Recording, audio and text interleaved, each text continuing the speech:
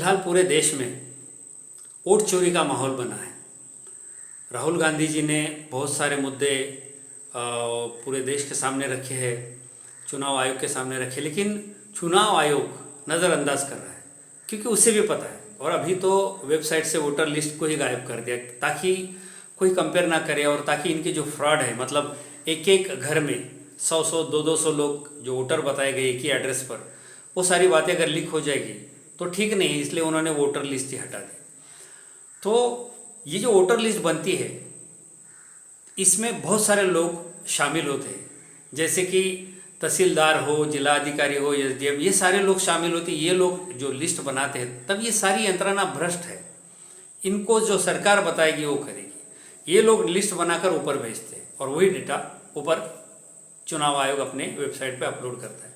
तो इन लोगों ने इन सारी सिस्टम को हैक कर रखा है, मतलब कलेक्टर हो, तहसीलदार हो या चुनाव आयोग हो, कुछ भी। तो ये सारे बीजेपी वालों ने इनको पूरा अपने गिरफ्त में लिया है और इनको पूरा क्या कहते हैं, उनको गुलाम बना के रखा है। अभी क्यों गुलाम बने हैं, ये क्यों नहीं बोलते हैं? एक तो जज लोया का जैसा हश्र हुआ वैसा अपना ना होवे और अपनी नौकरी जो है वो बरकरार रहे। तो नौकरी के लालच में इन लोगों ने अपना ईमान बेचना शुरू किया।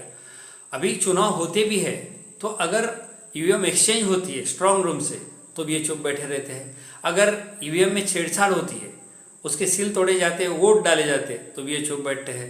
इनको कोई लेना देना नहीं है। अगर किसी के वोट ज़्यादा है और वो जीत कर आने वाला कोई बीजेपी का नहीं है, दूसरा है, तो ये लोग वही उसे ही विजय घोषित करते हैं जो बताया जाता है, मतलब वो बीजेपी का होता है।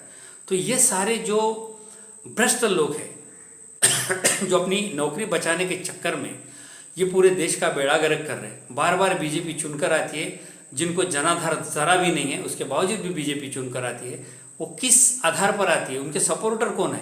तो ये सब है जो शासन प्रशासन में बैठे हुए जो अधिकारी है, जो चुनाव के सिस्टम में ये काम करते हैं, ये लोग बेईमानी करते हैं। ये लोग सरकार जैसा कहे, बीजेपी जैसा कहे, उनका कहना मानते हैं, बेईमानी करके उनको जिताते हैं। इन लोगों ने अगर ईमानदारी से हम ऐसा नहीं करेंगे ये चीज़ बताई तो शायद बीजेपी चुनकर ना आए। पीछे एक बार एक लेडीज़ पुलिस कांस्टेबल ने, जो बिहार या यूपी से कहीं का एक वीडियो था, उसने बताया था कि सुबह 5 बजे ये सब हो रहा था, ईवीएम एक्सचेंज हो रही थी और हमको वहाँ से निकाल दिया गया था। तो ये क्या होता है? अब जो 1,20,000 ईवीएम गायब है उसका इस्तेमाल किया जाता है, वो ईवीएम रिप्लेस की जाती है, ओरिजिनल जिस पे वोटिंग हुआ वो हटा दी जाती है और फिर ये लोग अपनी मनमर्जी से वोटिंग करके जो ईवीएम है उसको अंदर कर देते हैं। चुनाव आयोग चुपचाप रहता है। या फिर अभी जैसे एक एक घर में 200-200, 300-300 वोटर है, यहाँ तक बताया गया कि जो ट्रंप है वो भी बिहार का वोटर है। क्या ये मजाक है? ये कैसा लोकतंत्र है?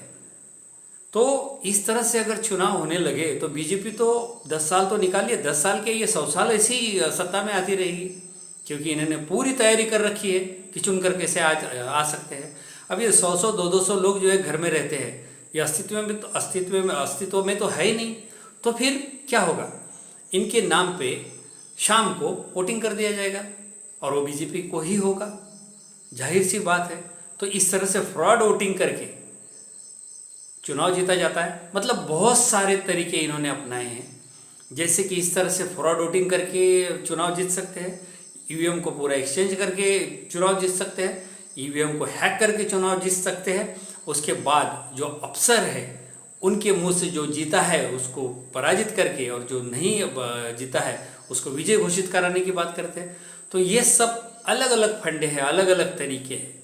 बाकी जो ये अपना लोकतंत्र का तमाशा है, चुनाव का प्रचार है, फॉर्म भरना है, ये सब जो है ड्रामा है। इसके सिवा कुछ नहीं है। लोकतंत्र खत्म हो चुका है और ये अगर दूर करना है तो जनता को, पब्लिक को आवाज़ उठानी होगी। लेकिन यहाँ पब्लिक अपने अपने जात में, अपने अपने धर्म में और अपने जाति के नेता के पीछे आंख बंद करके चल रही है। सो ये हो रहा है, होता रहेगा।